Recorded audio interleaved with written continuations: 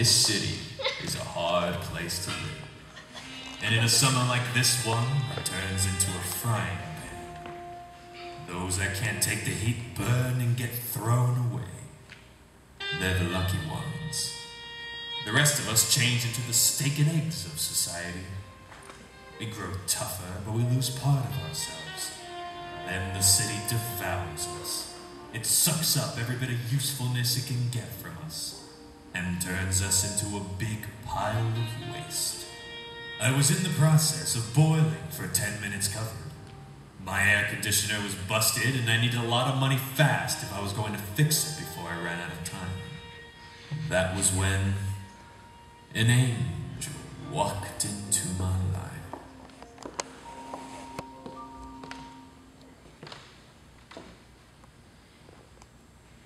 Is this the office of a Detective Taylor? Who's asking?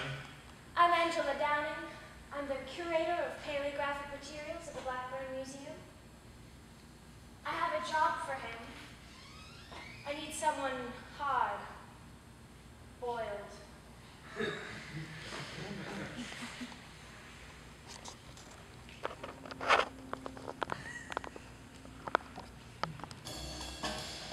Her entrance was a blast of fresh air. Of course, that could have come from the hallways, since it still had a working air conditioner. She was a kind of woman that your mind automatically played saxophone music for whenever you saw her. The kind that turned heads and caused a lot of traffic accidents. She wore clothes that left things to the imagination, but gave poor imagination some good ideas about where to see.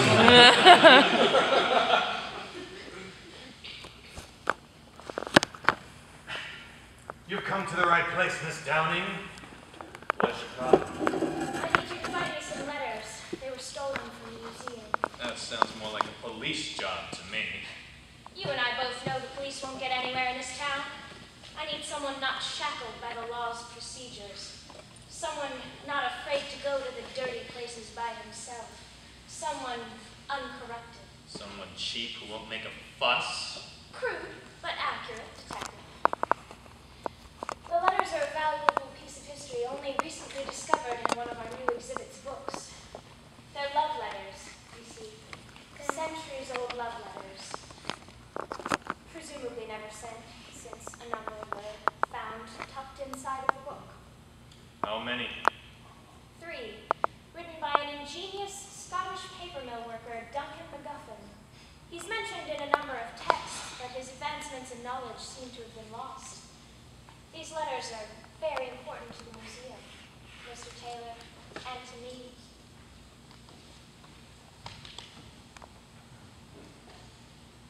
All right, Angela, you got yourself a detective.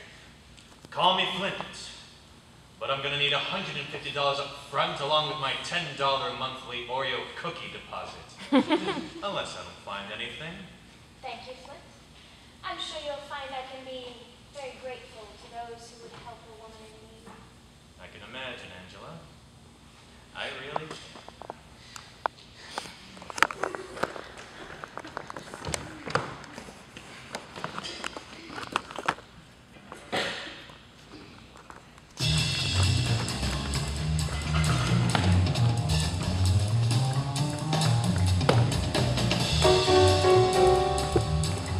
It took a few days, several threats, at least 2 betrayals by my informants, and 1 to 3 shootouts at dark alleys.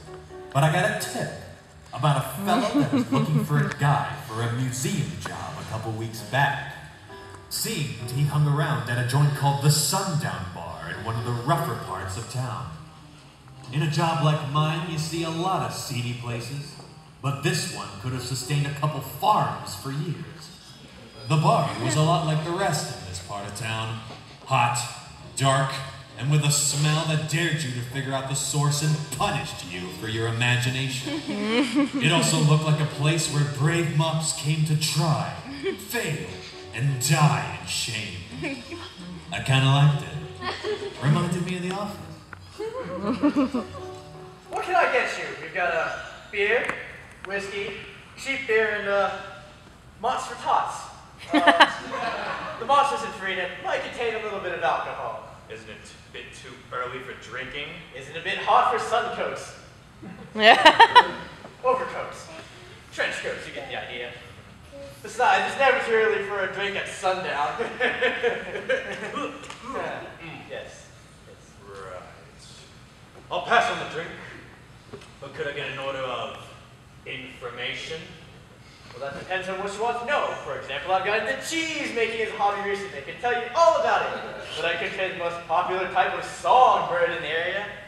And then, there's the price of information. Look, have you ever met a man named Dr. Varus? I heard I could find him here. A doctor, you say? Not sure we get the type around here, unless he's on the bit of the loony side. Could be. I heard he was looking for some assistance, and well, you know how the job market is these days. I could, for the right price. Look, do you know where I could find the man or not? I could, but for the right price. And how much? 10, 20, $2. $2? 2 facts, about you specifically. What? Well, information costs information here, pal. But since you're new and all, I'll give you a freebie. Go on. Did you know that in France alone, you make enough different types of cheese, you can eat a different type of cheese every day for a Look, year? I'm getting quite fed up with you.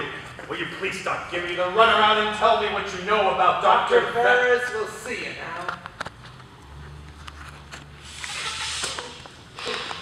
Oh, will he? So glad he can fit me into his schedule. This way.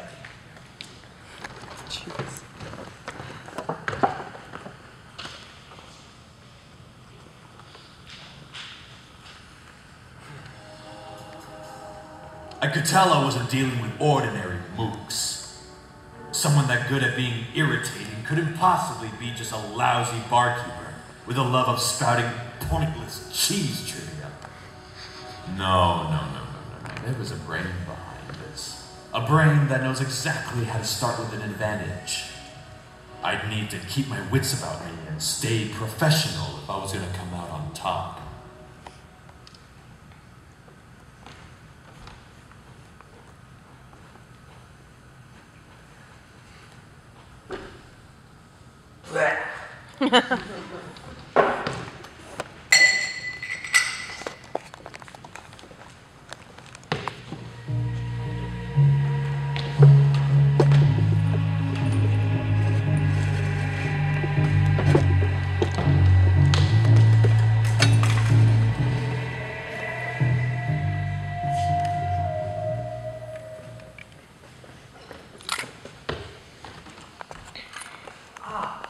Detective Taylor.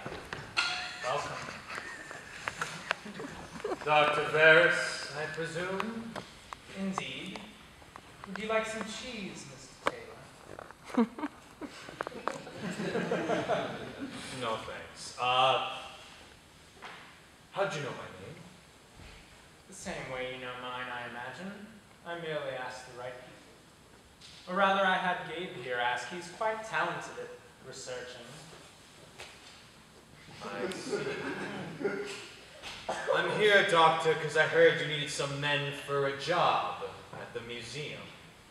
Yes, and as I'm sure you've already heard, positions were filled some time ago, and I'm not currently hiring. Let's cut to the chase, Doctor. You had some documents stolen from that museum, and I'm here to retrieve them. So impressive, Detective Taylor. I merely conducted some business and planned to profit on my investment. There was no theft, not on my part. Funny. That's not how I heard it. I imagine not, but before we continue, we had better have all of the important parties present and accounted for, don't you think? Gabe. Miss Downing is hiding behind the door. Could you fetch her, please? She's what? Unhand me, you brute! Okay. Oh, Angela! What are you doing here? I think you can figure that one out for yourself, Detective. You followed me. Why? How'd you know I was back here? I paid the price to find out. How else? You paid him? But his price was... Just what did you tell him? Oh, Flint, I couldn't possibly say. My maidenly virtue wouldn't be able to handle such tarnishing.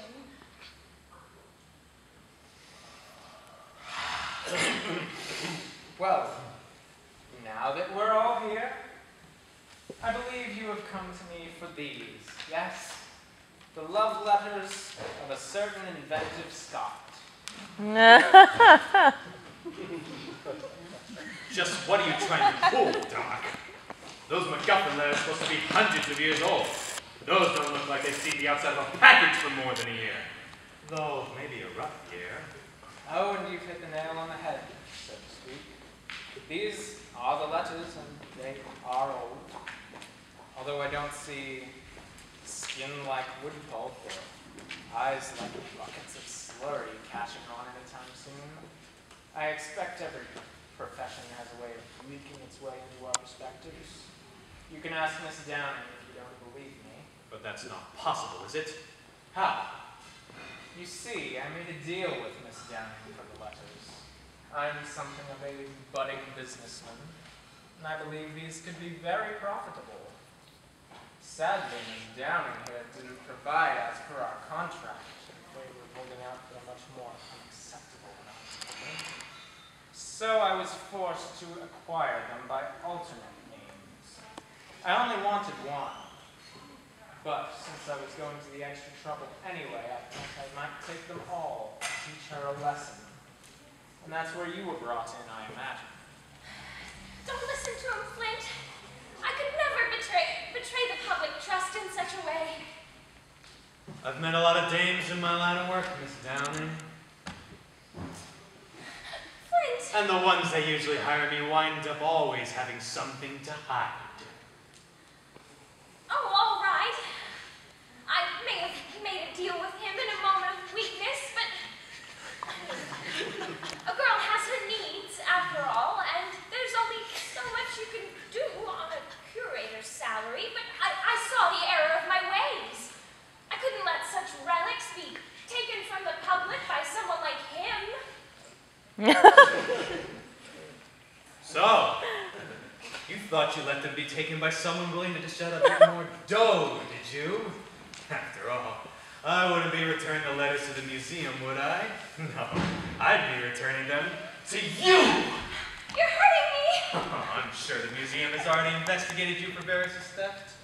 Oh, it'd be a good alibi, yes? Especially if you knew something like this would happen and you might be able to profit if it did. Flint, how could you think so little of me? Little? Oh, no, I think very highly of you. It was a good plan if it had worked. What I don't get, though, is why you followed me here. What did you have to gain? Were you hoping to find the letters for yourself and take them before you even had to pay me? Flint! Cut the act! It is not fooling anyone anymore. All right, fine. I saw Varys's offer, and I thought I could do better. I knew he would try to teach me a lesson. Went out on a lot of dates that week. Good for an alibi and makes more deadly lessons too much trouble. I knew I could profit more if I sold the papers individually, and I plan to do so. Drop the Gouda. Take out your gun. Drop that too. Now, Miss Downing, have you really thought this all the way through?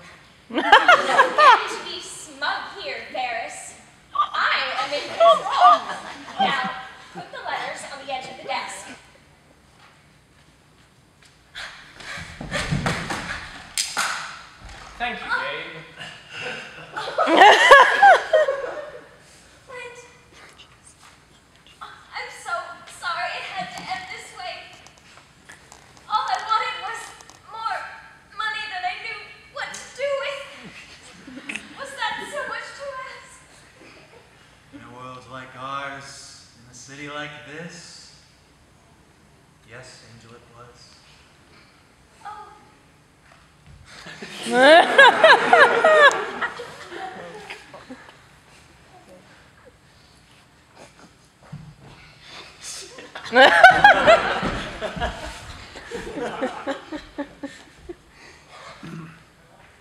So, you've gotten rid of your competition. What now? Well, I've decided to offer you a job. I could use someone of your skills, and naturally I'd pay you quite well.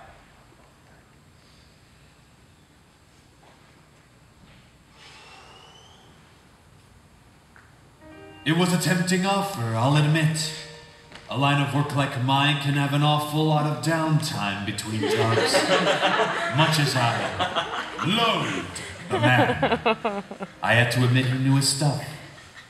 I could probably keep better track of him from an inside position and take him down before he knew it. Besides, now that I knew about him, he wouldn't let me leave this place until I was safely in his pocket. Do you really think that would work, Detective? I prefer my men to be loyal, or at least not so obviously treacherous. This is not possible, is it? How did you know? Really, Detective? I am a man of science, and one who frequently gains the attention of private detectives such as yourself.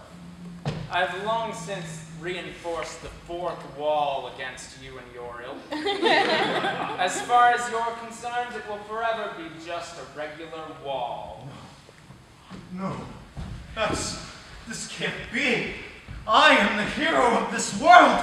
I am the lone figure who walks the mean streets but isn't mean. I am Flint fucking Taylor, and no fourth wall could stand before me!